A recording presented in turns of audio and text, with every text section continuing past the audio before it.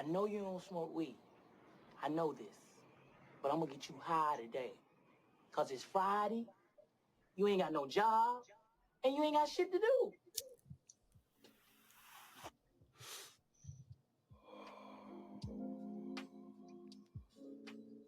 Hello, everybody, and welcome y'all back to another episode of the Smoking Roaches podcast. We smoke good because we grow good, man. What you smoking down to the roach?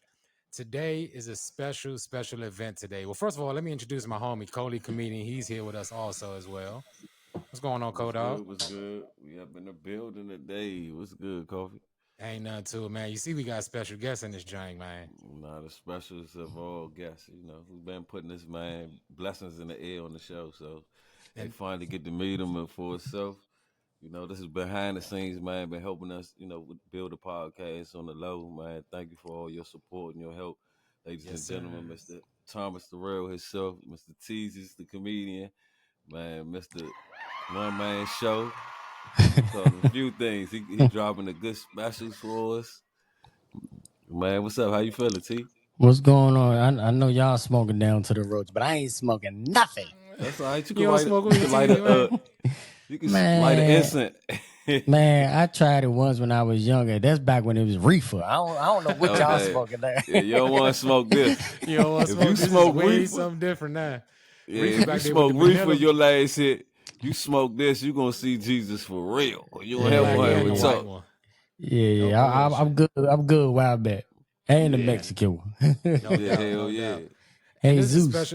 I'm so glad that we got him on this show this week, because it's a kind of a special event in so many words. You know, it's 420. Both our Super Bowl and it's Easter. Yeah, it's both our Super Bowl and 420, bro. Come on, dog. All that's praising it. While y'all having a high good time, I'm gonna be in church having a high good time.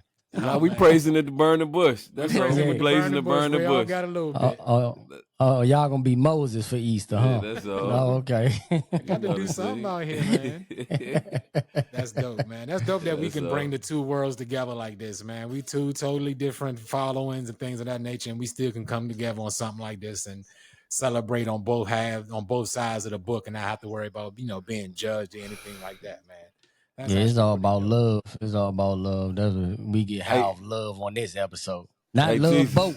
Not love boat. It's just regular love. Oh, okay. Just love. Hey, T, tell me something.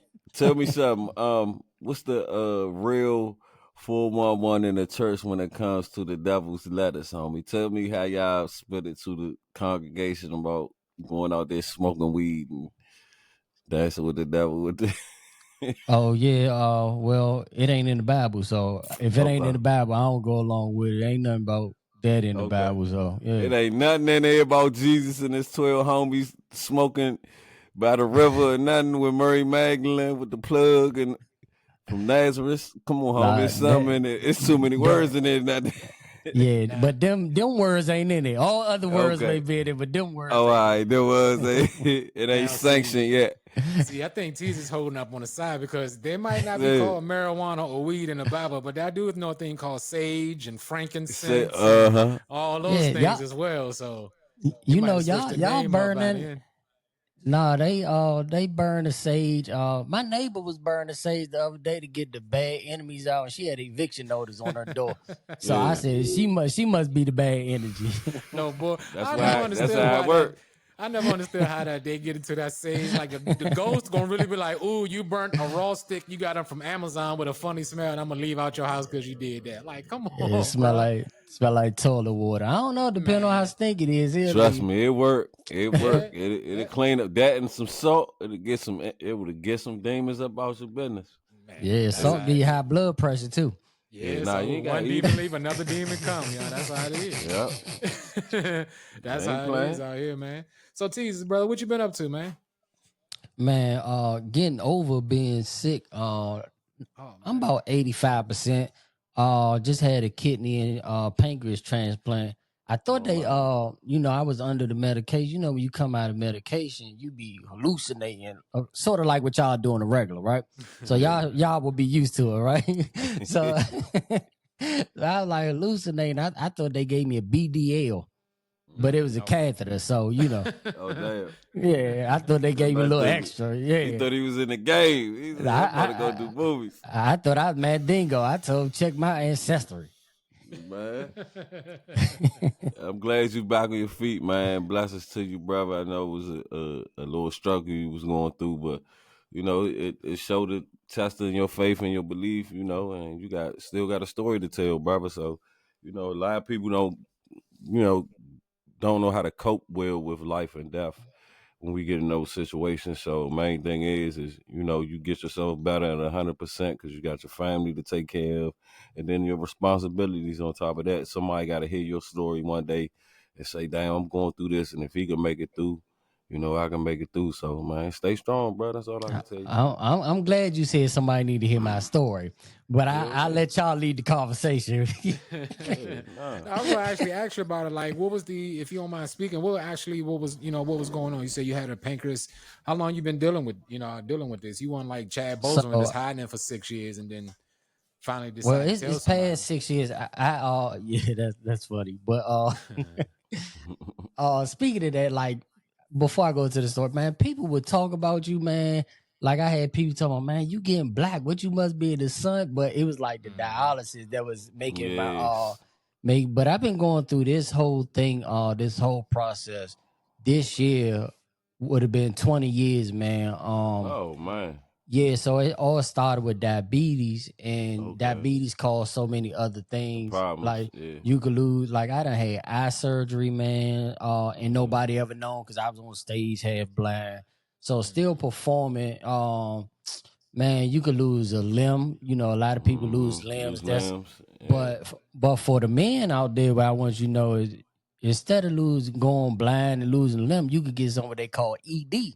ED, yeah. And I didn't know what ED was. When the doctor was telling me what ED was, I was weighing about 260. I used to weigh 260 pounds when I first got. Ain't that messed up, Rob? I say 260. He was a chunky boy. Damn, that's crazy. Everybody was like, "Woo, we almost lost." Right. But yeah. Hey, move your camera to the right a little bit, bro. Teezus. Yeah. Move your camera over. I used to. You good? There you go. There we go. Yeah, all right, cool. But I used to weigh 260, and I had ended up getting diabetes. You know, family pass on, not wealth, but they pass on diseases. So I had diabetes and going through the whole process, and had to lose weight and still lost weight, but still my pancreas didn't produce enough insulin. So that's like type 2 diabetes. Either you born with it or you get it later. That's type 1, type 2. So I had type 2, and you would think that by me having diabetes, I wouldn't be eating sweets and all that stuff because that's like death for me.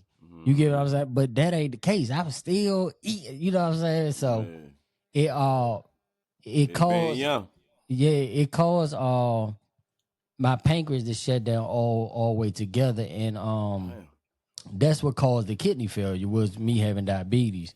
So doing that, and then that happened last year. To the grace of God, the God that I serve, I didn't have to go through it long because I started dialysis in like I want to say March. I kept putting it off. I was supposed to start before that, but I was putting it off, and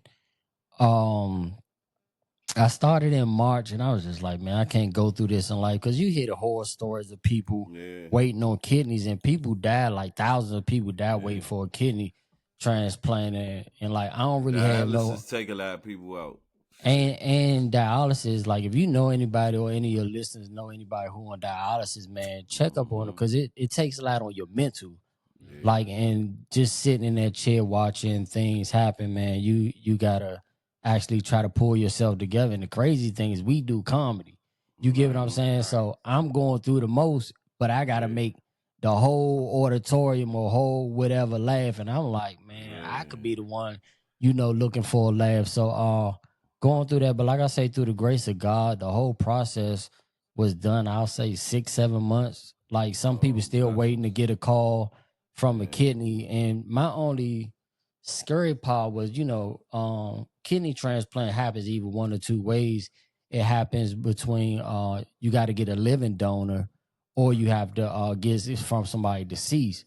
And me and my wife was going to the consultation, looking at the people testify about giving their kidneys away. And I was like, man, I don't know no white people, because black people, they don't give away. Yeah, we don't give out shit. We don't loan you $20. We can hit the number, and nigga ain't giving you $5. I ain't got it.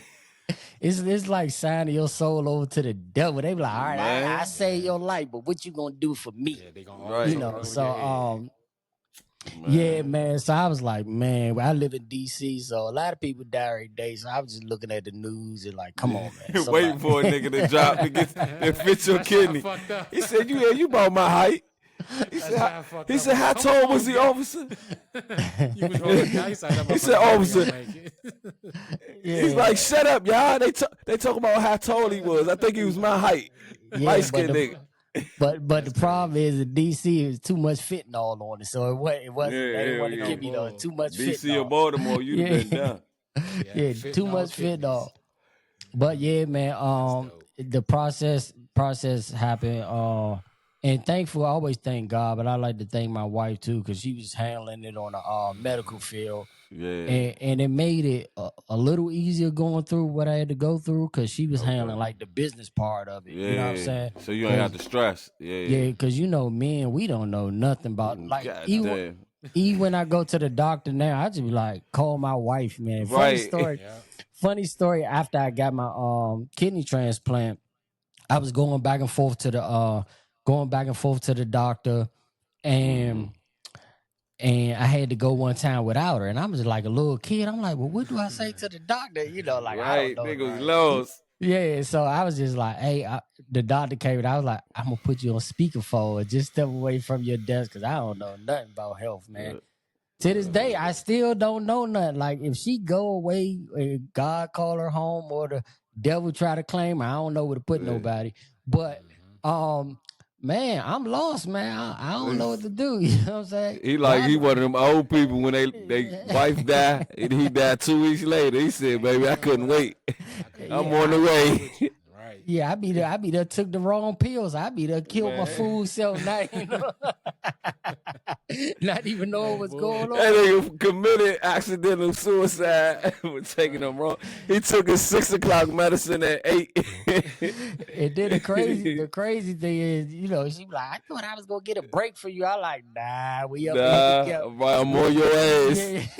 You wasn't about to be Tupac or none of them niggas. Baby, I'm here. That's crazy. And I gotta go ahead. No, I got a crazy way. Are you actually are you an organ donor now? Or have you always been an organ donor? I ain't never been I'm black, man. Black people don't become no organ donor. You hear all the stories. You better not. Hey, Rob, when I was in the hospital, African nurse came into my room, and she was like, I'm here for the blood. Man, I called my wife. I said, they tried to take these new kidneys back. I just got these 2 days ago. I was like, man, you know the stories we hear, man. So no, I'm not a kidney donor. I just got these, so I can't donate what I just ain't giving up shit. Yeah, I'm not an Indian giver, so I want to appreciate it. He said, I ain't even warm these joints up. Yeah, I ain't even had my first summer in these. Y'all not gonna deny me these. You gonna run them joints like a new Corvette. Yeah, I just told my Christian brothers on them junks and everything, bro. Nah, he ain't drinking. It's gonna be old wine, old church wine. Honestly, I don't even drink nothing but water now, because I'm that's dope. Keep it flush. The past couple of months I just been drinking water. So even though I can't drink other stuff, not none of y'all stuff, I could drink stuff. But see, I do that here wrong. Hey, Teezus, tell us something. Tell us something, that how important it is for people that's going through every day just thinking their health is okay without getting these checkups and find out something is wrong. Please stress how important it is. You get a headache or some get the aching and on the insides, we ignore that shit. We go get a ginger ale, burp, go take a shit, go to sleep and try to sleep that shit all the time. Tell people how important it is, bro. That's a good point. It's very important, man. And I'm looking at jobs now, like, cause comedy don't have no health insurance. Health And, insurance, hell and no. and everybody always be like, yeah, I'm gonna quit and do comedy, and I'm like, well, what if you get hit by a car? Like, you Right, need on some the way type to the of show. you need some type of health insurance. And Hell yeah. now I just be looking at jobs like, man, what's the benefits? Right. Like, and I think that's stuff that we need to start looking into now. Like, I was talking to one of the postal workers, and he was telling me that they get 90% benefits far as their health and stuff, Health, right? yeah. And So dental coverage. I didn't even ask them how much they make. When I heard the 90%, I was like, wow, yeah, you know what I'm saying? Because unlike y'all, not throwing it in y'all face, but I'm married, so we work together when it comes to financial. Finances and And medical. and Hell yeah. I don't really need a lot of materialistic stuff. You hear these people say you need to make this much, you need to make, and that just means you buy more stuff. That's just my That's way of all. thinking. You know what I'm saying? Like, to keep me. Of course, if I run into the money, guess what? I'm just gonna buy more cars. I already got a car. I'm gonna buy a bigger house. So now I'm creating more bills for myself. And when you start really making money, you'll see the people who you thought had money ain't got no Got no money. money. He ain't got money at all. They spending their last to get their last look in. Ain't Yeah. got no. I tell people all the time, I say, yeah, you see me in all this name brand stuff, but I know boosters. I ain't paying no certain price Huh, for certain man. things, man. Got that. And China already just the spill the beans. All that shit come off the same motherfucking factory. Well, I don't know if y'all been reading the labels, but it always say made in China. So Duh. Hell yeah. And speaking of on the clothing lines, you started off in fashion, right, Teezus? Yeah, I started off in fashion. I was sewing and styling people. So that's how I got. But even with the sewing thing, like, so people would come to me like, I like your suits. And even when I met you, Rob, this the funny thing. When I first came to RFD, everybody was looking at me like, you ain't got to dress up for no open mic. And I was like, it's laundry day. This how I dress. Dress. Like, chill joint. like, not to sound arrogant, but just because y'all on bum mode don't mean that I'm about to be on bum mode, And I was just in there, even with the start of comedy, just looking at, when I met Rob, he actually hosted the first night that I went up, and I always laughed at that. Yeah. So, and I guess anything I was funny, but the crew that came in here, I packed the house, not to toot my own horn, but just to state the facts, Colio. I'm just stating the facts. Already know. I done heard these stories. Yeah. I done heard them. I'm not boasting or bragging. I'm just being honest. As my shirt say, it's not petty if you tell it the truth. True, so, no doubt. So, was you working with any major companies in New York when you was in fashion? Yeah, Bad Boy. Okay. But it wasn't like. He be wanting the body, and you gotta tell him no. You got to tell him no. He had to get that check. Fuck it. Get it out here, man. But it wasn't like people think. Like, I wasn't getting paid like that. Yeah. You get what I'm saying? So it was like, they say experience. They pay you intern and all that. If you ain't no artist or nothing, they say they dicking everybody. Keep it real, Tees. They say they dicking everybody, Well, every time I've been in the room, there's only one dick in the bathroom, and that's even when I go to the bathroom. So I don't know. I'm not the count. I don't know. Right? Oh man, no Diddy. I ain't mean it like that. You mean? Yeah, I mean, right. Finances wise, they carry people what they value. Well, just like social media, a lot of things are a facade. Yeah. And we get caught up in seeing what people do, but like even in that, a lot of stuff is rented. Or me and my wife was talking about this, that celebrities don't really pay for clothes. The stuff that you'll go out there and bend over backwards for, that's stuff that they get for free. Yeah, it's like your walking billboard. So right. What made you go from fashion to comedy? Because you've been doing comedy about 10 alcohol. years, right? He said alcohol. It was alcohol, man. I was in the back, and a comedian I would never give credit to, but he was saying that he was about to kill it. And I used to be in the back, Rob, and I'm like, I thought this dude was talking about he gonna kill it. And he was, oh man, cold trash. He wasn't even mild. I mean, to this day, he's still not. But anyway, I mean, let them tell it, But Yeah. yeah, it's like I was like, is this comedy? And I was in the back just like heckling. So Ralph Cooper, the guy who used to run it, he was like, Man, man, Ralph, that's my man. yeah, shout Shout out out to to Coop. Ralph, man. He actually put me out. He was like, if you think you funny, come back and do it next week. And I was like, man, what do you do to do comedy? And people just tell stories. And at that time, like I was still drinking at that time, right? So I was talking my first time on stage. I was talking about when I sent my grandmother some some pics. Because I sent it to the wrong Patricia, you know what I'm saying? Yeah. So that was like my first bit. They said tell a real life story and make it funny. So that was that. And going to these open mics. But one night I was sitting with my wife. I think it was the night that I had to do with talent. Remember at Babylon? Okay. Yeah, I remember. So I had a laugh off with him, and I'm like, well, he already gonna bring it. What's gonna make me different? So that's the night I told my wife, I was like, I don't want to drink. I'm about to go up there and talk about me being in the church. You know what I'm saying? And she was like, oh, okay, all right, yeah. And that day because I would see how much fun she would have not drinking, and I would drink like for depression and things of that nature. I was like, if she could do that, I can do it. You know what I'm saying? But so that just led me. So your wife is one of your biggest inspirations in your life that really helped you change, especially when you was getting into comedy too.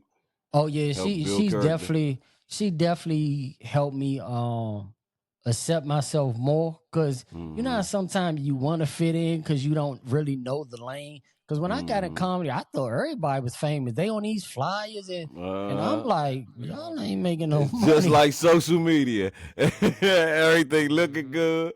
Nigga tell you, I get you on this show, that show. Man, the lies. I've heard more lies in comedy than anything else in my life. Women in comedy lie to you more than anything. And then you hear, people was telling me, yeah, this how much I make per show. And I was like, that's it. Like, not to be arrogant, but I was like, that's it. But you supposed to be this big. But they always say the fame come before the fortune. So I'm just blessed the lane that I went to. But the piggyback, yeah, she's the big inspiration to me. And man, she helped me look at things through a different light, because I was always like in a box. So she even helped me be frugal. Okay. Like I go to Burlington and Ross now, bro. Like I ain't in the Gucci. Shit. Do you know they sell Jordans in Ross? Ross and Marshalls, hell yeah. I'm talking about the same Jordans that's in Foot Locker right now. Foot Locker, hell yeah. Yeah, Ain't they cheaper? Yeah, half price. So hell man. So if I get lost or taken, it don't hurt me, because I haven't really invested money or anything into it. Now I got a lot of stuff, but I ain't paying a lot of money. You know what I'm saying? That's all. That night at Babylon was the night that you went from I guess that night called club comedy to clean. Wow. To clean comedy. Dope. And the crazy thing is, which we'll bring up later on in conversation, that's how a lot of things operate for me. So it's like I don't really go to open mics no more. You get what I'm saying? Like when Robbie hit me up, he like, let's go. And I'm like, for what? I'll tell her where. I'm like, for what? What am I going for? If I ain't working on nothing new, what am I even doing in here? I'm just wasting time. And that takes away from my family. And I like being around my daughter and my wife. So why am I taking away from them? And I could write in the house. Just like, well, we'll talk about it later, but my comedy special, I didn't practice nothing that I did till that night. Now I write all the time. Don't get me wrong. I'm always writing, and I can practice in the mirror. And if I make my wife with her little mean face laugh, I'm like, all right, well, this a killer. Keeper. Cause she be sitting up front looking like a pit bull, and I be like, hey man. Oh, I know. she a rough one. She done made me work a few nights, homie. She makes you work. What you say? She made you work a few nights. Yeah, she done made me work. But when I get her and you at the same time, I say, oh yeah, I got her. I think her. Go ahead. I think her face be rubbing off for me, because we sit up front. She be looking look like twins. You know what? this ain't funny, you know, like so. But comedy is subjective. So if y'all think y'all killing, keep killing it. You know what I'm saying? But that's all. to us, I think we need to start getting our seats in the back. You know, like closer to that fire exit. And I kind of understand why you don't hit as many open mics anymore, because it's getting to the point, if you're 15, 16 years into the game, or even 10 years in the game, you should pretty much know how to do stand-up. You know what I mean? I've been in 17. How long you been in, Cole? 08, so shit. 08 and see, that's going on 17. If them flames weren't flaming, he could just say the number off. See what I'm telling you? 16. What's that? 16? I don't know. I'm off right now. What my man Joe Clark said, kills your brain cells, boy. Kills your brain cells. I ain't worried about it. Yeah, dude. Yeah. But I know it's 08. I'm class 08, though. I know that. Yeah, no doubt. Because you also started, you didn't jump right into comedy either. You did go-go music, right, Cole? Yeah, I was in the go-go. Yeah, and I started off with rapping. So it seemed like comedy was a second nature to all three of us at one point. Actually, it probably was the first nature to all three, but you probably all three of us. You probably just go off your option because you're scared to bet on yourself. So you always choose the out end. You're like, oh, I could do this. This seems easier. Nobody wants to get outside their comfort zone. So it's like.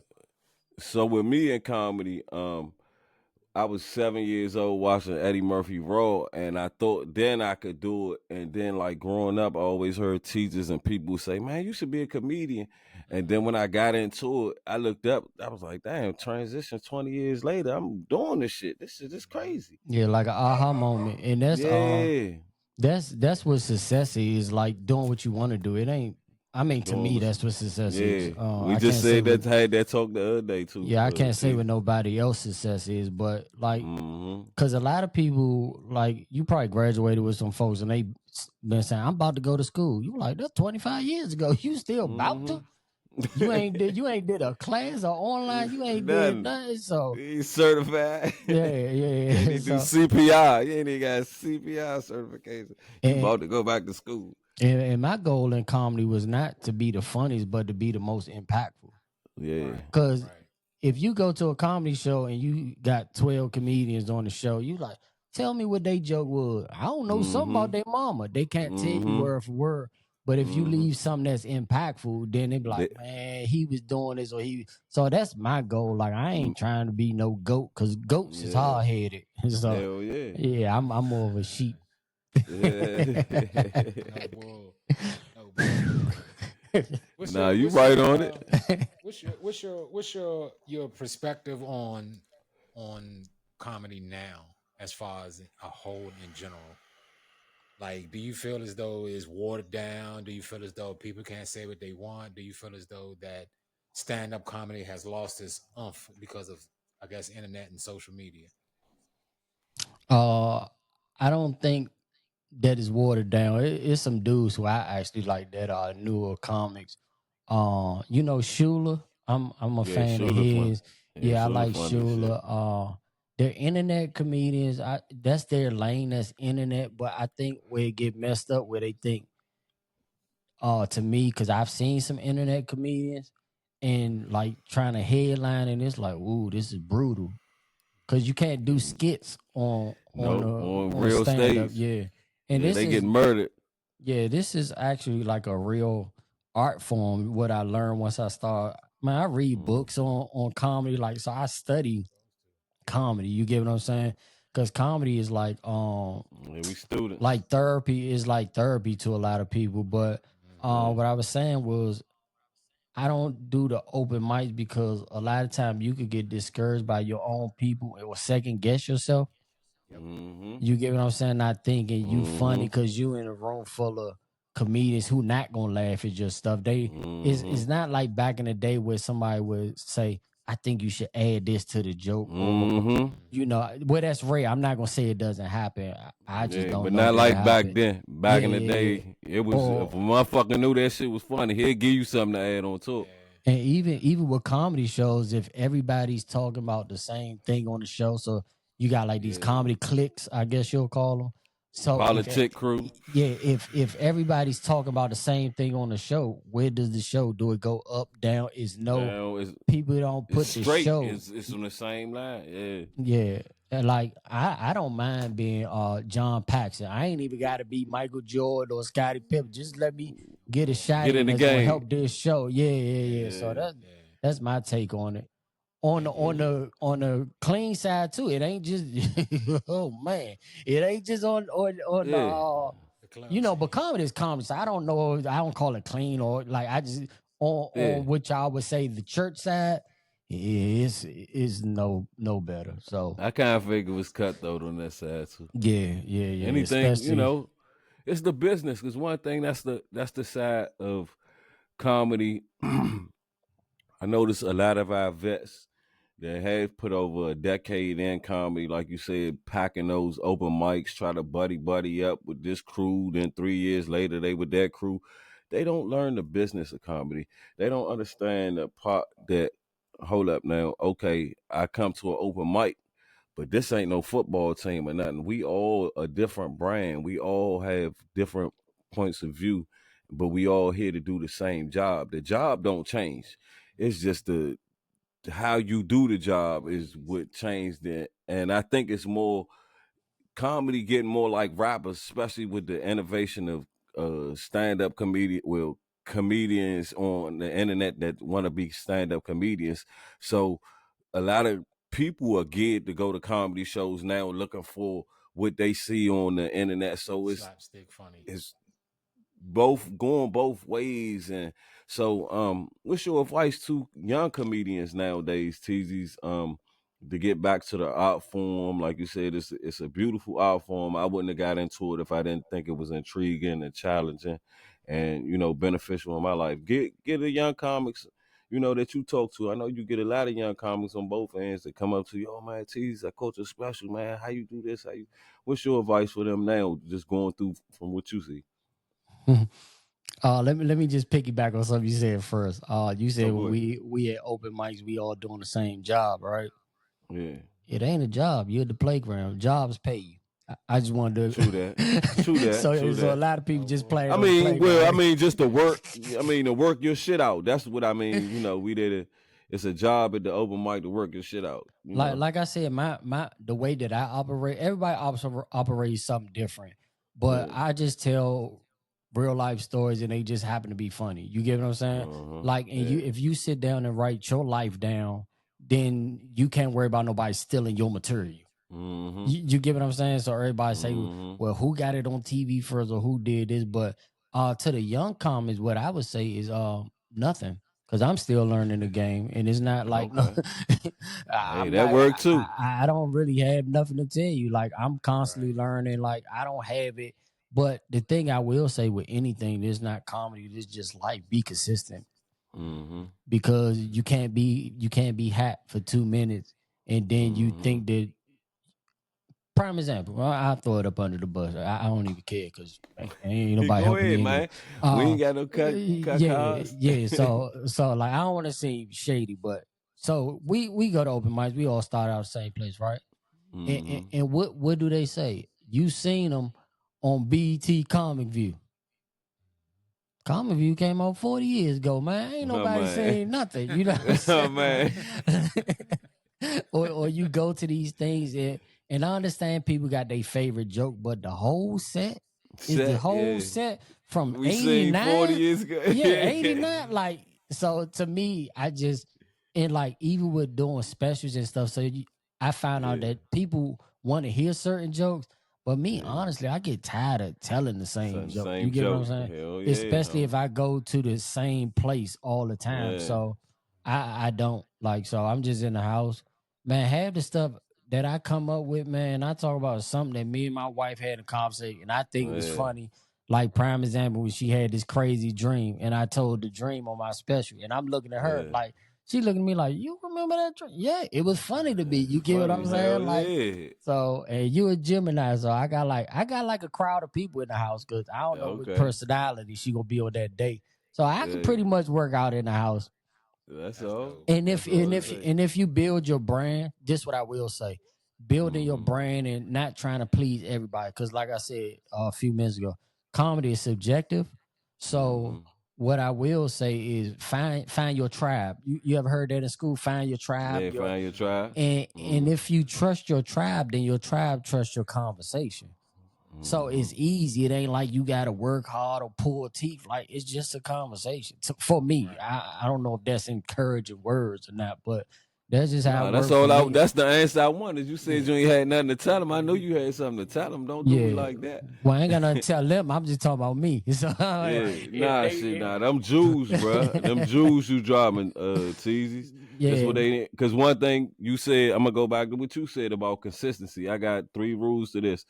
You gotta learn the fundamentals of everything you try. Learn the fundamentals. I don't give a fuck. You gotta pick up a book, watch some videos of somebody else doing it, study, learn the fundamentals. Consistency. If you chose to take it and apply and do that thing, step up to it fully. And the one thing about it, be individual about it. So you have to tap into your personality, your character, yourself. Your imagination is a very important part of stand-up comedy, period, because, like we said, true comics pull from real life experiences and know how to flip it and, just light up a room with it, even with a sad situation. Talk about a funeral story can be a hilarious joke. So, Yeah, I did thanks. speaking of films, I did a Undertaker's convention. Oh, nice. Right. Wow. Yeah, it was weird. But they had straight faces because they don't laugh like they that. don't laugh too much. All the baddies they see. Yeah, so I didn't know what to say. So I was like, I guess I'm killing it, and that's what made them laugh. And I was like, the simplest jokes. Now, when I say one thing that's consistent in comedy that I've learned over my time doing comedy, even before, a one-liner can take the air out the fucking room. One joint, even a room quiet, somebody could just yell something out and the whole room will bust out laughing. So, yeah, man, shout out to your talents to see the situation you was in. Yeah. You was in a morbidly situation and you killed this. So it's no doubt. Now let me ask you this: out of all the things that you've done comedy and the places that have took you, I want to ask you one question with a 3-part answer to it. What's your most the craziest spot you've done comedy, the most memorable place you've done comedy, and if you want to mention it, the worst place you've done comedy? Don't call no names out. I know how you looking at me. Don't call. Yeah, you can call some names. Call all the names. I don't know what he talking about. Call all the names, homie. This is our show. We ain't got no cut cards over here. Y'all get me ready for Club Shay Shay, huh? You know it. Man is the cone, y'all vapors coming over here, man. Y'all it's coming through. Let's do it like it's coming through the camera. With my tongue like Fan and Fop be doing, and let me ask you these questions. Now, what were the 3 places that you that's most memorable that you were like, wow? Most memorable. Every room. Let me start off by saying this: every room I walk in as myself, as I belong in these rooms. So the worst, I would say, is it wasn't really the worst, but it was just when I had to recognize that I was just me and unapologetically me. When me, you, and some other comedians did a pop-up show, and like, mind you, my stuff is like Christian based. Colio, Rob got me. See, that's why I don't hang with Rob no more, because he got me in some places that I ain't even supposed to be in. So exactly I'm just thinking we going to do a show. And I'm going in there and I'm like, it's a little cloudy in here, and I'm like, hey, can I get some ice cream? Because they got vendors and stuff up there. Like, you don't want that ice cream. You don't want the ice cream because the ice cream got weed in it. I said, they loaded. In the ice cream? But I go up there, like because what I will say is all I got is all I got. Okay. You get what I'm saying? Like, so all I got is whoever I am, that's who I am, wherever I go. So I'm in there doing my comedy, and this female comedian comes up after and she say, don't nobody want to hear that Jesus stuff. And even though we, you know, like now we talking, see y'all high now, and I'm, you know, I'm high off life, right? So everybody was like, boo. But she's supposed to be like the it thing, right? I think, Rob, I don't know if she, you know, what she had to do to get to the top. Name some names. Y'all scary ass. The crazy thing is, I don't even know the name. That's how irrelevant it is. Yeah, see, she irrelevant then. But the story is the story. You know what I'm saying? Yeah, I hear you. I got the And gist then of while it. we in there, you know, you get these big time producers. I gotta get you on this show. I'm like, I'm looking at Rob like, come on, bro. You ain't even gotta say nothing. That's the After you finish Hey, these you stories, already like, know some hokey I know pokey. exactly what he talking about. I'm gonna name the names for you, because I know exactly. I see he has a church reputation to uphold. We niggas, we don't give a shit. Yeah, you trying to get his reverend license revoked, homie. No, boy, I remember that show so fondly. God. And I was like, I'm the church dude, and I'm the one here killed. I'm talking about like I killed the show, but it was just like to come up after me and try to piggy. But a lot of comedians do that, man. They make they set about me, and that's the funniest joke that they got, but still make me relevant. And what's crazy is those comedians aren't even doing work anymore, as opposed to what you're doing. If you wasn't, nobody want to hear the church Jesus stuff, but you're still working, and most of them aren't. You know what I mean? So, what they ain't got a 9 to 5. People really do want to hear the Jesus stuff. You see what I'm saying? I was, because everybody grew up in church. If you be honest, Right. man. If you went whatever way you went, but you still don't forget certain things. You get what I'm saying? So, and I'm just there to plant seeds, man. And that's the difference. That's the difference between when people say a clean comic or Christian comic with all these titles. The thing is, no matter where I go, and y'all can recognize this, I'm always planting the seed of God in somebody's mind. You know what I'm saying? Yeah, I ain't nowhere near perfect. And I don't cuss on stage, but if the money wrong, then that's a different show. So, man, know it. I've heard it. These guys call us a backup. These ain't never play about their money. Hey, Jesus. That's more like Peter. That's Peter. Nah, Peter. Yeah, I'm about to say Peter took care of the finances. He said, Jesus, you ain't got to worry about $1 missing. I wish a nigga would. Get this slingshot upside his head. Yeah, Peter took care of Jesus' money, and Jesus still getting that money. Name one God on this planet they serve get more money than Jesus. Yeah, but Google it. The thing is, even with booking shows and stuff. Speaking of that, we laughing, but like I don't have a manager. Like, man, it's just like if you see me on the show, people, you see how people post these open mic schedule. I mean, post these schedules of their comedy shows. All open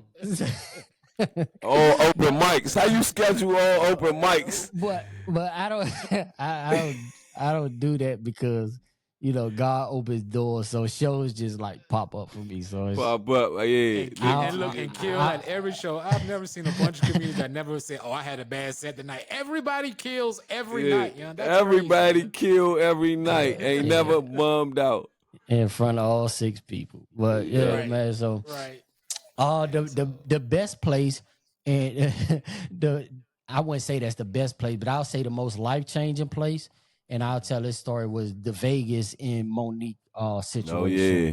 So tell us about that. I went out to Vegas, hanging out with my boys. We was out there for, I think, Black Birthday.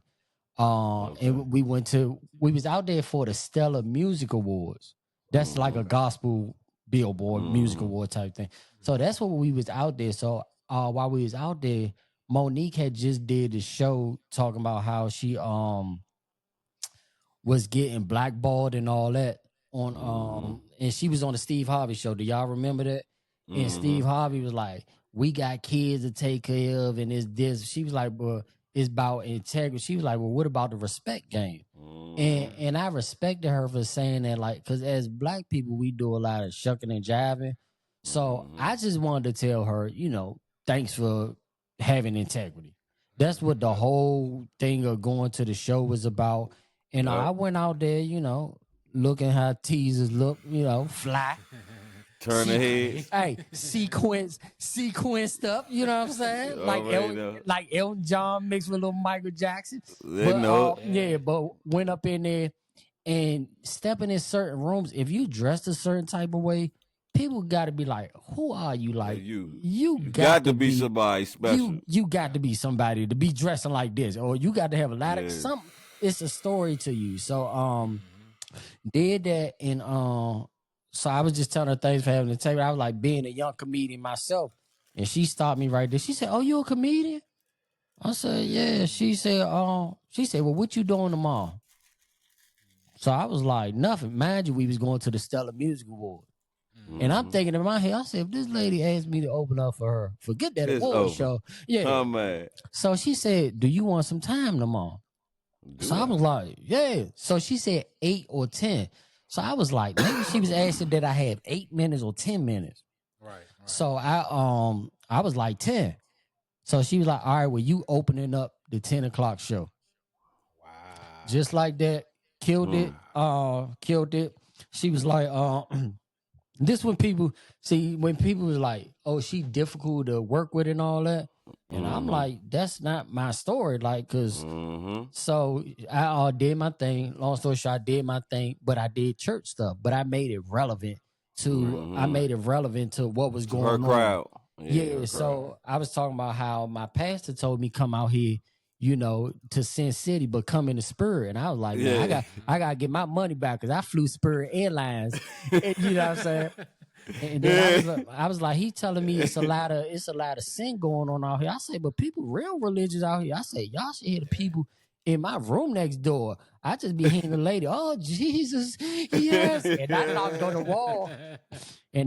the wall like, "Won't he do it?" You know what I'm saying? But it's still my set. You know what I'm saying? So she was like, boy, you did your thing. Yeah, and I was like, "Oh." She say, "Anytime you out here, my stage is your stage." Your stage. Now this is the funny part.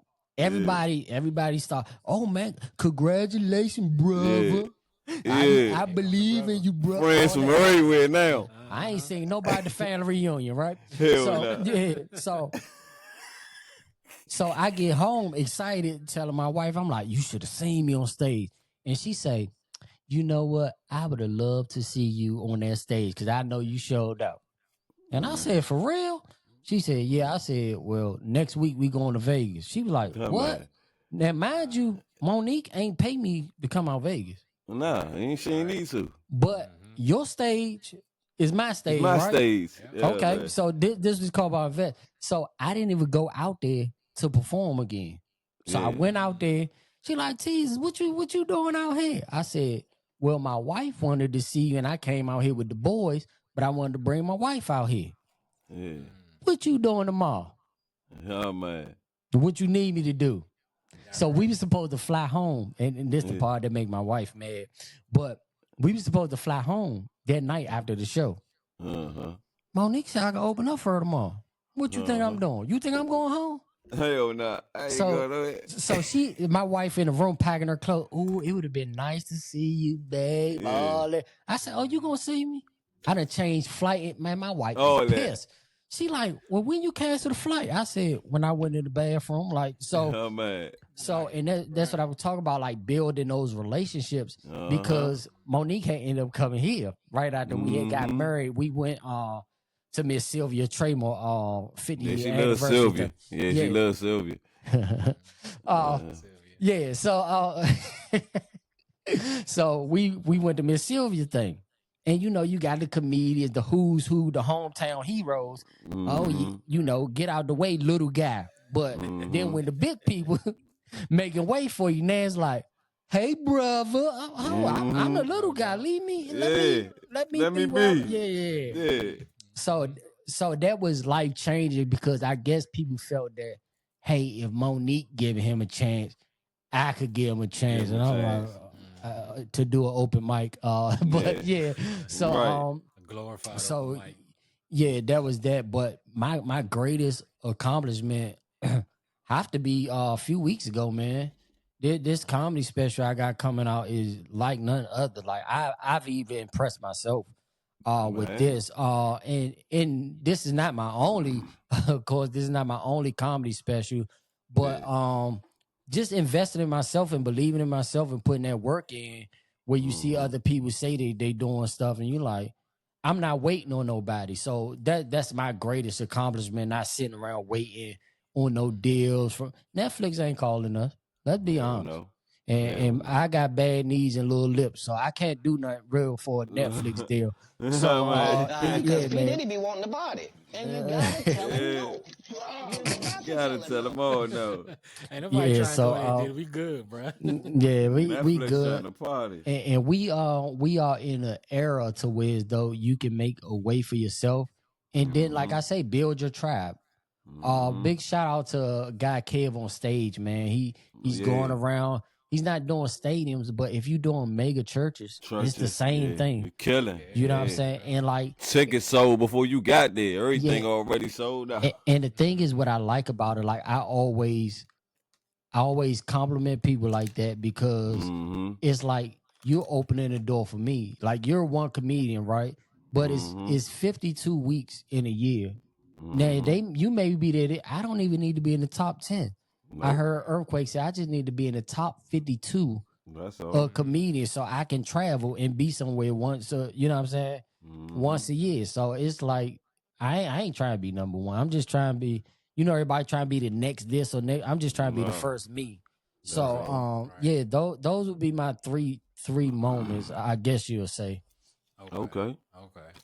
Out of all the heavy hitters that you've met, I mean, just from talking to you, you've talked to the likes of Tony Woods, Monique, D.L. Hughley, Michael Blackston. I mean, out of all the ones that you've met, I'm sure you got some advice or something from each one of them. Which one of those people held a place in your heart or in your mind the most? The most effective. Tony. I would say Tony. The GOAT. Yeah, Tony, because not only it's not about getting on shows, but sometimes it's people dropping those jewels to you. And Tony talked to you, but at the same time, if you we have a cheat code in DC, man. People don't take advantage of it. Just to sit and watch him do what he do and get the respect that he get in the comedy. You know, everybody always say Dave Chappelle, mentor.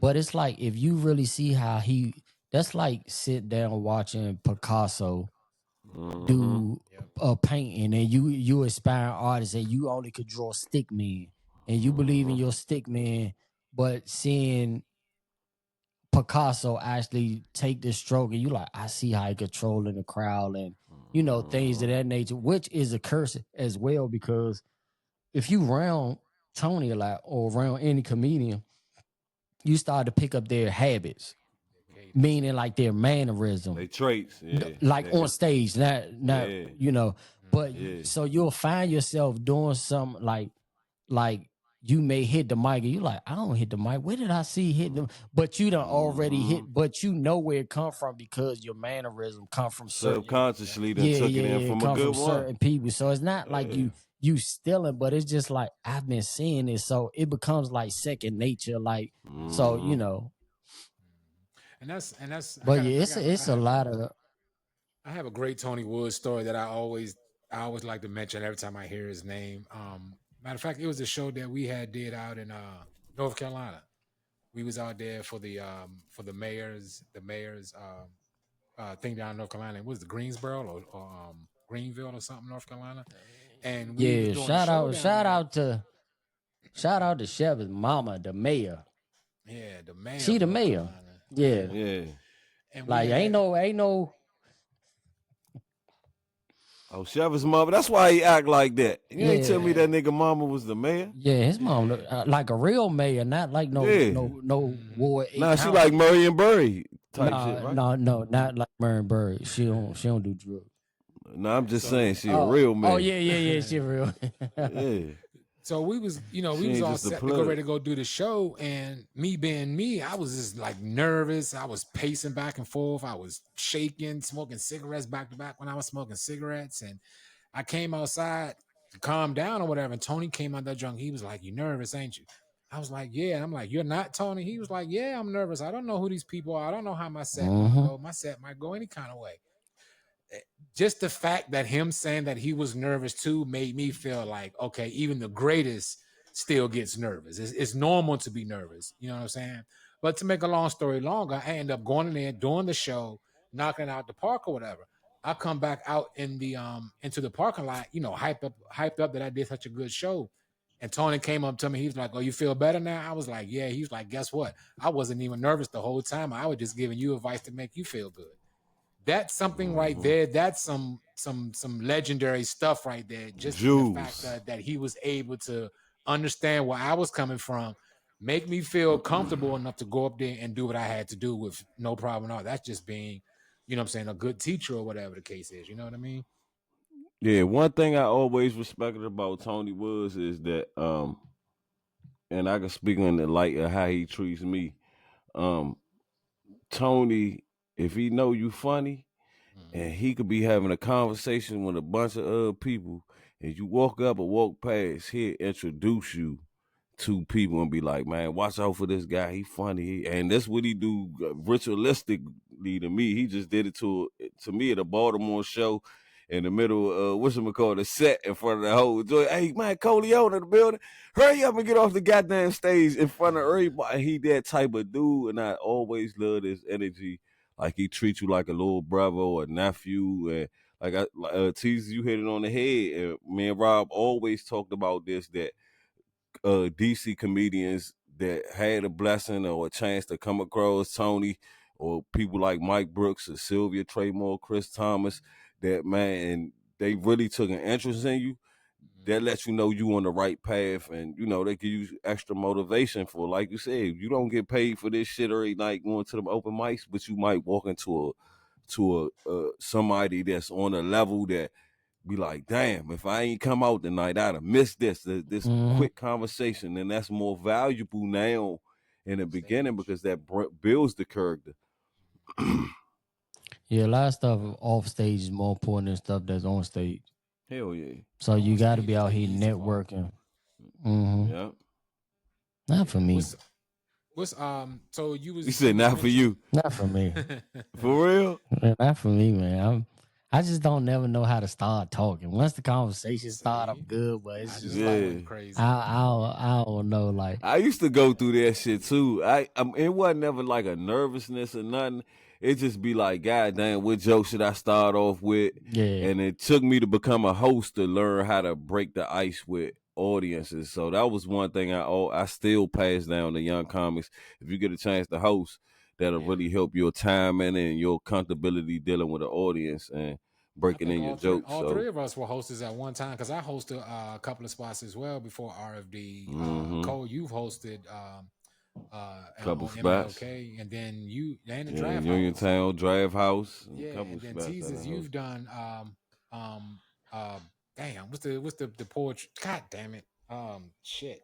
Joint downtown. Dope and classy. Dope and classy. Dope and classy. Dope and classy. Don't forget it. Dope and classy. That was the shit. And actually got an award too, didn't it? Didn't they get the we got best. Yeah. Oh yeah, that I won comedian of the year. And guess what? Since we talk about hosts, I won host of the year in the deal. Yeah, drop your shit. Come on, T. Tell them you've been around the block. That was I haven't, but you know, you have. I'm on the sidewalk. I'm on the sidewalk. Hey, brother, how many years have you been in stand-up comedy, Teezus? This is my 10th year in August. Come on, brother. You done made awards, and you dealing with, like you said, you been in open mics with rooms with comics, been around 20, 25 years, and still haven't made strides on meeting a Monique, and she throw you right up. When the stories you got to tell, the blessings you got to tell, bro, is well, should be more encouraging, but I understand. Yeah, those are blessings, bro. I count my blessings. I asked Rob when he left me in Atlanta, and I end up doing the show with Michael Collier, so I know how this shit go, bro. No, I'm talking about those blessings that you speak of. is because like simply I honestly, and not to get too religious on y'all show, but I put God for anything. You get what I'm saying? Yeah. So I know if I believe that all this is his, right? Just my belief. Not pushing it on your listeners or anything. I believe that he's in charge of everything. So guess what? If all of it his, and I'm looking out for him, you don't think he gonna look out for me? Look out for you, yeah. Just doing the work. That's what I call the blessings. And let's just take comedy out of the situation. Look at the whole health thing that I just went through. When you got people who've been waiting for a kidney and I get mine within months. Like you get what I'm saying? Like so. Yeah. I don't take like what I do lightly. You get what I'm saying? So that's why I have no. So if you don't laugh, the best compliment I ever got was I did a Tony Woods and Friends, and I'm up there talking about Jesus as I always do, and people came up to me after the show and they was like, "Man, you know what?" He was telling me about when you can hear me? Well, you can go ahead. I can hear you. Who, me? Turn your camera. Yeah. Yeah, there you go. Perfect. All right, so drifting the whole show. Oh, okay. It's this cord, man. It's like a lazy eye. Nah, that ain't me drifting. That's that strand that y'all got. Okay. It's getting all the way over there, see? Yeah. Nah, you'll see. Go ahead. I got you. But man, it came up to me. They was like, "Man, we gave up on church because churches."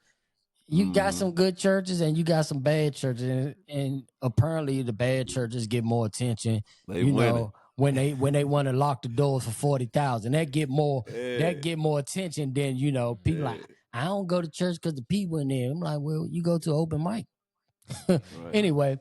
But yeah, man. So the compliment was like, man, we gave up on God and all that, and they was like, man, we gonna give it another try just from hearing my comedy. You get what I'm saying? I'm like, that's beautiful. That's better than you converting them back. Yeah, you converting. Well, I ain't trying to because ain't nobody pass no offer plate that night. But you get what I'm saying? It's a message. It's a message. Did you stick it out? Nah, man. Okay, then you know the rules. Yeah. Put it out there. They can't resist. Yeah. You must not go to church with me because you put out all you want. If I ain't got it, I ain't got it. I already know. That's where I stopped going. Rent got too high. Yeah, but that's what you Reverend got looking too clean. Nah, that's where you just get the word and leave. You know what I'm saying? Real quick before it come around. Or you come to church late if they pass around the first time. Oh, man. The first time, right? Yeah, the first time. You gotta know when to leave, man. You gotta know when to get yours and get out. Man, do the Lord still take ashtray change? Come on now. Yeah, he do. Okay. And if he don't take it, give it to his child. Me. Give it to me. Yeah. Shit, I gotta give it to my child. My kids be hitting that joint up. it all add up, man. It all add up. All full circle, homie. That's dope. But let me ask y'all some questions. Yeah. Where's the craziest place you all got all like recognized as a comedian? Somebody like knew you as a comedian. Open mic. Go ahead, bro.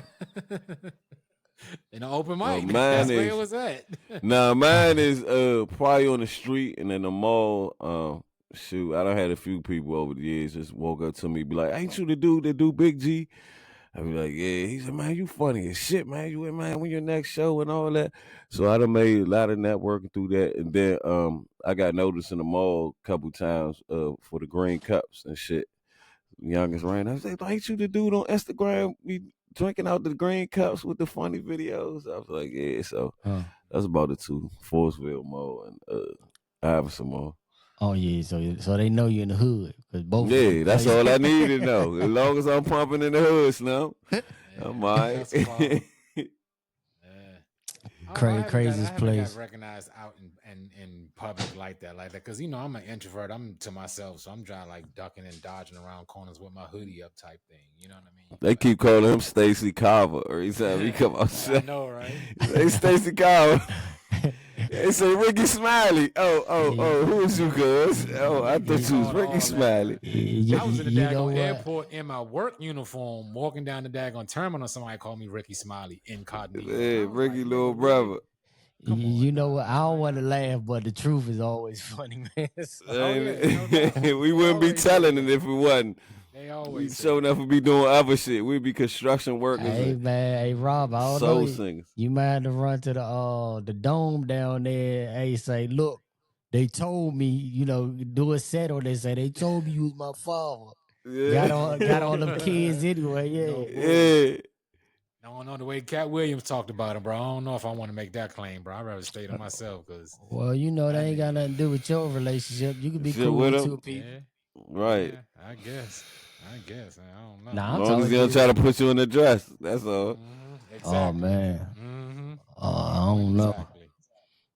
I don't know, Rob. You Good. said you been wearing your stuff slim fit now. You Yeah, he's trying to show off Going that his far. his yeah, shape. yeah. Play. Hey Tease, now keep it 100, homie. If your man Tyler Perry pull up with that motherfucking truck and he need Madea to have a niece and he got a dress that fits you, homie, he said, look, it's $5 million, and What you gonna do? well, ain't we gonna give you a church in Atlanta? What you gonna do, Slim? I'm Build you a gone, church man. plus give you $5 million. I'm You gone. said he gone. I know you I'm ain't gone. right. Hey, we in sundress, nigga. He said with the hat. He said give him a sun hat too. The big church hat, the joints to be bending in the front. Hey, man. Hey. Yeah, I won't do comedy no more. I be gone on the farm. Yeah, y'all can That'd be say my what y'all one want to movie. say. I won't have no social media. I won't have nothing, man. Nothing. That'd be my one movie. I take that 5 and I'm gone. You'll never hear Yeah, from me I'm again. He good. said he on a ranch. Hey. He said, I'm gonna oh do the same thing when I bullshit. get my white girls. Get my $5 million, take my 3 white girls, and I'm Hey, gone. all right. You ain't gonna Hey, never see me. tell him Jesus ain't co-signed no white girls in the Bible, bro. Come on, tell him, Teezus. Yeah, him or Dr. Umar. Come on, homie. Right. All them white girls Umar hiding. Wait till Yeah. they bust down his compound, bro. It's gonna be over. I can't wait. It's gonna be a bunch of young white girls too running out of this screaming. He going down, Slim. God damn. So Teezus, man. So what you said earlier that you had you recorded your special a couple weeks ago. You want to tell us a little bit about that? And My special is called Sick and Shut In. Well, whenever it is aired, they can, before Sick and Shut In come out on May 1st, they can go to Amazon now because I have specials on there now. So they don't have to wait till May 1st.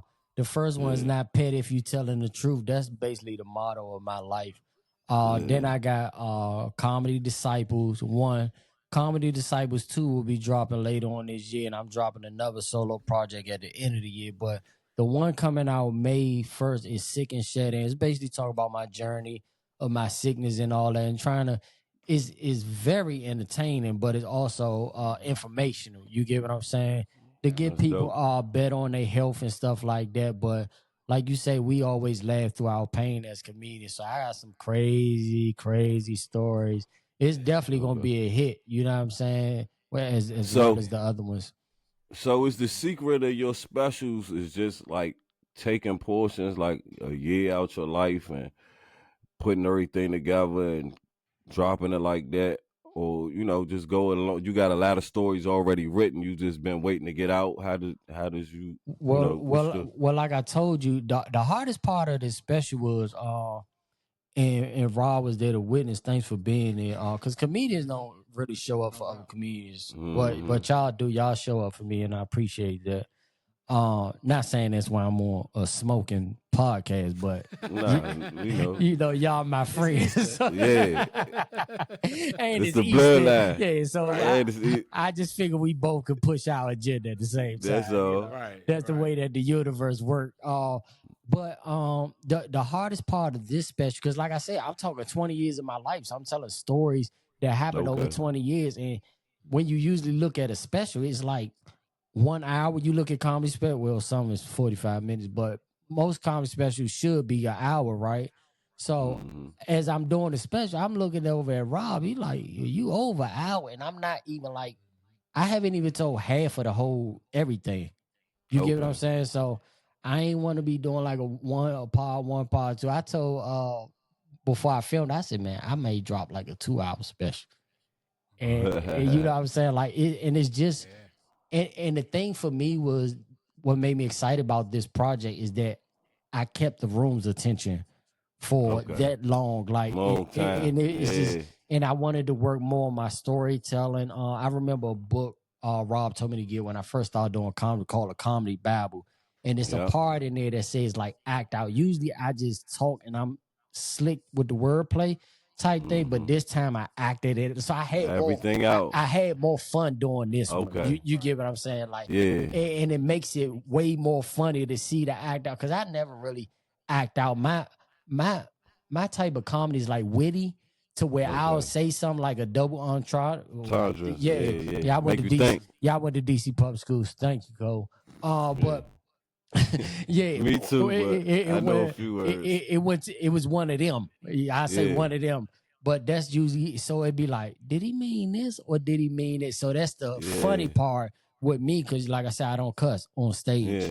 But like doing this project, man, I'm excited for the people to see. I hope they take more than just a laugh from it and really learn from my life, you know what I'm saying, of the health and how you should take your health serious, like you asked earlier, you know, things of that nature. That's what you could take from this special. It ain't free. It ain't on Tubi, because a great artist shouldn't give good work away. Away. I mean, it's cheaper than a carton of eggs, but it's gonna cost you. You get what I'm saying? Right. And all proceeds go to the Negro College Fund, not United, but Negro, because I'm trying to send my daughter to school.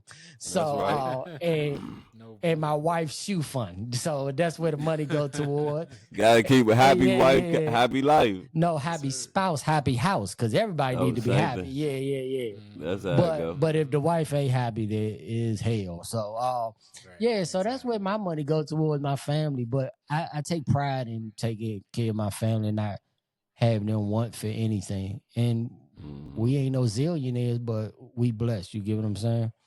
And I want this special, honestly, like to be a blessing to everybody. I want everybody to go check it out, and you know, it's good work. And you've actually had some people in the audience for the from the Kidney Foundation you was mentioning? Yeah, from the National Kidney Foundation. Oh, that's dope. National Diabetes Foundation. So working on projects with them. We'll probably have to do a part 2 to this podcast. Working on some other stuff along that nature. But yeah, man, it's just about, like I said, just building your own brand and believing in yourself, whatever that is. Like, cause everybody got a lane. That's like I was telling Rob, man, y'all got a lane, and it's a big lane all over, because everybody love marijuana. So do y'all still call it marijuana, or is it, we call it every name in the book now. Loud, gas, okay. Octane. Yeah, gas sound like diarrhea, so I don't know. The Elon Musk. Sound like it though, so it ain't too far from it, bro. Y'all might need to check that. That might be boat. So I don't know if it's smelling like gas. Right. They may have put it in that aluminum foil. Long as it ain't black. Yeah. That's dope, man. Yeah, let us know we can find you. It's about that wind down time, man. We done got down to the last part of these J's. We've been smoking and talking. Oh, y'all been smoking the whole time, man. The whole time, y'all bro. Puffing here and there. Are y'all gonna remember this? Remember this episode? Let me ask y'all a question. Nah, that's why we go back and watch it. Let me ask y'all a question, since y'all been asking me questions. Go ahead. So when you smoke weed, right? You know how people smoke 2 and 3 blunts, like in rotation or whatever, right? Do y'all still smoke blunts? Is blunts still a thing? Nah, hell nah. We too old for blunts. We on papers now. That's the white boys. Yeah, something like it. So when y'all smoking that, right, and y'all smoking 2 or 3 at a time, is that really good weed? Shouldn't you just hit one and you be done like for the day, or sometimes? Or how does that work for you? Cipher. If you're in the cipher, you can't. No, I'm talking about like by yourself. Oh no, you get higher. That's all. I get higher. I get to a point sometimes it don't get no higher than a certain point. So some people so high that they low. Yeah, that work too. Some people so high that they low. It's a vice. Hey, you can't judge a vice. Everybody got a vice. We don't ask you what you do because you a church man. So I shop. But you is something you do. I shop. That's my vice. It's something you do. Everybody do something. Yeah. Everybody got something. That's the We listen, but we don't judge. That's all. I do both. Because if you don't want me to judge, don't it says tell in me. that Bible, "Thou shalt not art I forgot. judge." Man, I forgot about the Christians and some judging. They about the judgiest judges in the world. The Christians. Oh yeah. Don't tell me. In the name of Jesus, they gonna judge you. Don't ask me my opinion because I'm gonna tell it to you. Yeah, I'm a judge. Right. That's Rob. Right. I don't sugarcoat nothing. Yeah. What you think about this? Hey, bro, I think this. You shouldn't have asked me what I thought if you don't want to hear what I thought. Yeah. Like I'm not gonna tell you nothing to I'm not gonna tell you nothing to stroke your ego. You get what I'm saying? Like I'm not sure. I'm probably like the worst friend you could ever have, man, because I hold you accountable. Like if you tell me, prime example, Rob say, man, I'm starting this podcast. You told me that a month ago. What's happening? Yeah. Why you still telling me you about to start something? Yeah. That's just the type of person I am. Or like me and my wife about to start doing this thing called Love and Laughter again in Black. He's like, the first one we did was great, where everybody said they wanted to start doing something. I was like, well, I got a platform, so guess what? Okay. So like Black, he wasn't doing poetry at the time. I said, I'm doing the show, you talking. And he's like, what you mean? I ain't got no poem. Well, you on the flyer, so hey, you got to do it. And my wife, she wants to talk, to women about certain things, far as relationship and women issues and stuff like that. So guess what? We got a show. I ain't wrote nothing. Well, you better get to writing because we got 3 weeks. Oh, man. So I'm that friend. Like, don't tell me nothing. But I think we should hold each other accountable. I don't think nothing wrong with that. Mm-hmm. Especially that's what's wrong with the world. Black men out here, we need to hold each other accountable because we all got dreams, and sometimes you just need a little motivation to push you over the edge. Sometime or something. Yeah, some people take 2 years to listen, but hey, get it done. Eventually, it might be late, but it's gonna get done eventually, no doubt. No doubt. I tell Rob every day, thank you for just taking the initiative, man. Like I had to put my foot in his ass. He wanted the cartoon. I said, let's rock with the podcast, bro. That's something that's obtainable. But now. you don't have to just do one thing. You get what I'm saying? Yeah. Even with the, I don't want to repeat that because people like to steal ideas. But even with what y'all talk about doing, right? Yeah. Like, just start. Like, don't worry about the perfection. Don't worry about the A to Z, because sometimes T may come before you get to C. So just start doing it. And I guess that could be for the young comics. Just go to an open mic and you can see that it ain't as hard as you think, but you do got to take it seriously. But you be in some of these open mics, you like, oh, wow, this is okay. This is comedy. Yeah, this is. Yeah, so. But if you're going to take it serious, and don't be all over the place with stuff because we trying to, you want to perfect one thing. You get what I'm saying? Mm-hmm. And just because y'all not at the comedy club every night, y'all got a podcast, man. Y'all still entertaining people. People still listening. You probably get more listens and views on this than we do in the room. Open mic. So, that's why I convinced him to start it, Slim. I said, homie, guess what? I'm tired of going out every night just like you, Slim. Let's go ahead and rock the podcast, bro. And it worked out, bro. And it's cheap on gas, man. So hell yeah. Yeah, but if any of your followers would love to follow me, you can follow me at Thomas Terrell Jr. on all platforms. And you can Google me. And if you go to Amazon, I have my own section, so you could just type in Thomas Terrell Jr. and pick which comedy special you would like to look. Because it ain't just one. It ain't just two. It's about to be 3. And it will be 5 by the end of this year. So I just want to throw that plug in there. That's right. Yeah, that's what's up, bro. We going to hold you to it, too, as well, bro. And also, you can find myself, Rob Coffee, on all social media platforms. The Smoking Roaches Podcast on Instagram, Facebook, YouTube Live. We everywhere. And my man, Cole? Cody the Comic on all social medias, man. And you can Google Cody on the Comedian. Same difference, And we right here Smoking Roaches doing our thing. Shout out to Thomas Terrell, man. Teezus for coming through, too, man. That's me, man. I came through not because y'all my friends. Yeah. I don't judge. See, I ain't judging. We still friends. No Don't doubt. email us no invoice, homie. I know, right? Our budget ain't up all the way yet. We trying to get there. Oh man, y'all, well, y'all, doubt, but man. just delete them last 2 emails I sent All y'all right, before that's this a started. bet. We'll type up an IOU email. How about that? No Do them bullshit. still work? Yeah. No These bull. niggas still get an IOU. Yeah, but before I push record, I sent those out. You ain't gotta worry about that. Already know how it be, yo. No Business doubt, is man. business. doubt. Then we get to the pleasure. Y'all still my real friends, though. That's all. No doubt. That's how you stay friends. We gotta support one another. We That's- gotta be that's real all. friends. He said, my kids don't eat off our friendship. And exposure don't do it either. Yeah. Hey, let me say this about really- Ro.